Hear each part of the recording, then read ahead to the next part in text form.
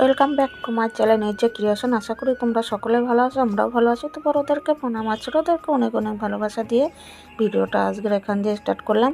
তা দেখতেই পেলে ঘড়িতে 7টা বাজে, আর আজকে উঠতে অনেকটাই দেরি হয়ে গেছে, কেননা বৃষ্টি হচ্ছিল প্রচুর পরিমাণে, কারেন্টটাও ছিল না, তার জন্য উঠতেও দেরি হয়ে গেছে। অন্ধকারের মধ্যে রান্না করব কি করে? তা দেখো চারিদিকে শুধু জল আর জল, মানে প্রচুর পরিমাণে বৃষ্টি হয়েছিল।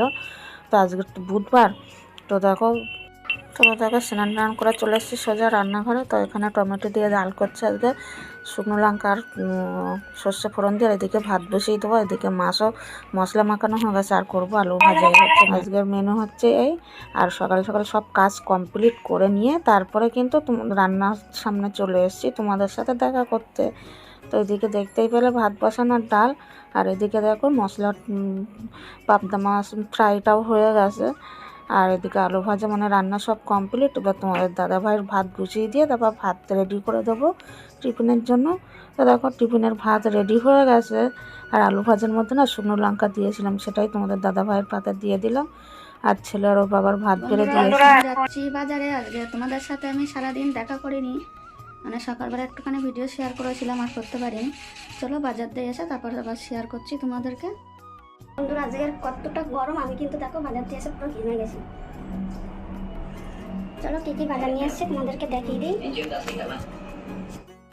দেখো তাহলে বাজার দিয়ে কিনে এসছে, এটা হচ্ছে কাসকি মাছ, কাতলা মাছ, আর নিয়ে এসছি বিট, টমেটো, আর এই চকলেটগুলো যেন 4টে নিয়ে এসেছিলাম। তো ওই পুচকেটার একটা দিয়েছে, আর ছেলে 2টো খেয়ে নিয়েছে, আর একটা গোটা আছে।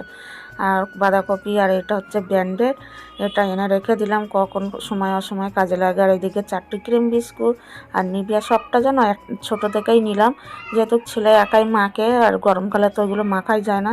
আর এখানে দেখতে পাচ্ছ টমেটো সস 2 রকম, কেন বলো তো?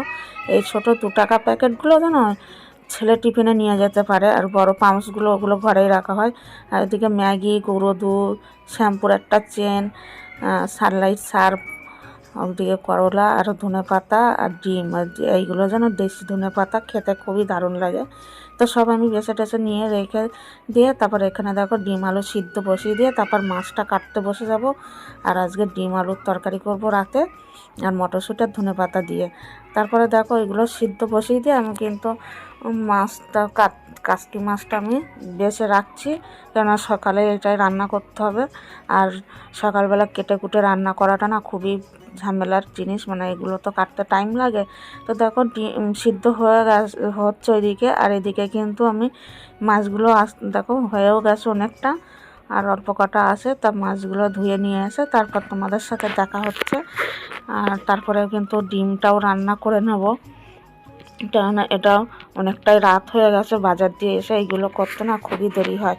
আর তোমাদের তো সারাদিনে ওই রান্নার ভিডিওটুকুই দিয়েছিলাম, আর ভিডিও দেওয়া হয়নি, মানে এতটা কাজের চাপের মধ্যে না ভিডিও করা হয় না।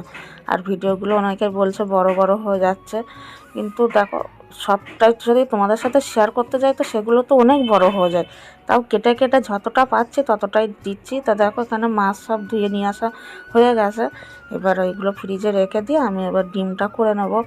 আর এখানে দেখো মশলা কষানো আমার প্রায় কমপ্লিট। এবার ডিম আর আলুটা তো আগে সিদ্ধ করা ছিল, করে ভেজে নিয়েছিলাম।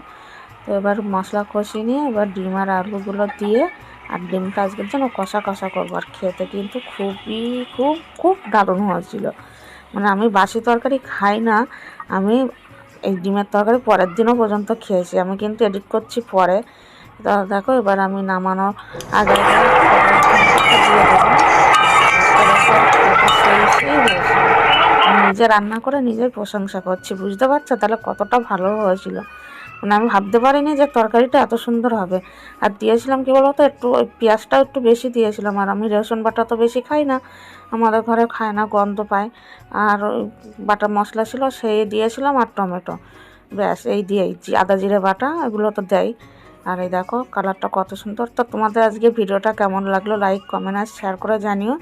তো আজকের মতন এই পর্যন্ত দেখা হবে নতুন একটা ভিডিওর সাথে। ততক্ষণ তোমরা ভালো থেকো, সুস্থ।